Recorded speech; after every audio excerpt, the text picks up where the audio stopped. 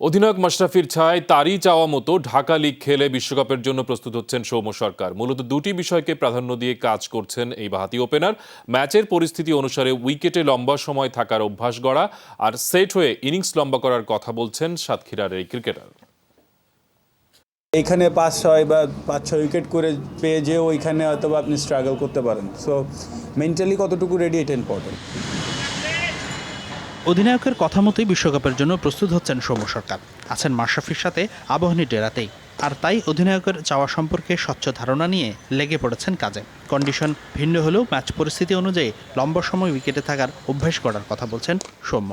ডোমেস্টিকে যে ম্যাচগুলো পাবো ওইগুলো চিন্তা করবো একটু লম্বা সময় ব্যাটিং করা, যেটাই হোক যে বল বেশি খেলি বা রান বেশি করি, ওর থেকে চিন্তা যে উইকেটে মাঝখানের যে সিচুয়েশনটা থাকে ওইটা নিয়ে একটু বেশিক্ষণ চিন্তা করা।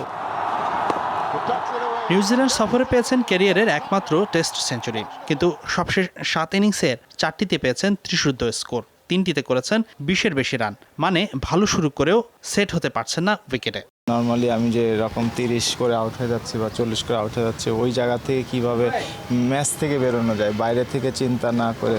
যে লাস্ট 3 ম্যাচেও কিন্তু আমি দেখবেন 33, 36, 46 করে আউট হয়ে গেছি। তো ওর মধ্যে যে প্ল্যানগুলো ছিল আমার কাছে মনে হয় প্ল্যানটা আমার জন্য ভালো, আর আমিও খুশি যে হ্যাঁ আমার ওয়েটা ঠিক ছিল। হয়তো আমি লাস্ট যেগুলোতে আউট হয়েছি সবগুলো ভালো বল।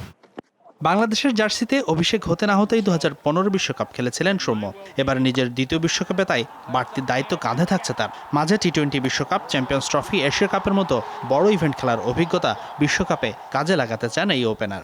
আগের ওয়ার্ল্ড কাপ খেলছি বা বড় যে টুর্নামেন্টগুলো খেলছি চ্যাম্পিয়ন্স ট্রফির, সো ওই যে কনফিডেন্সগুলো বা ওইখানে যে একটা সাহসের ছিল ওইগুলো কাজে লাগানোর চেষ্টা করি।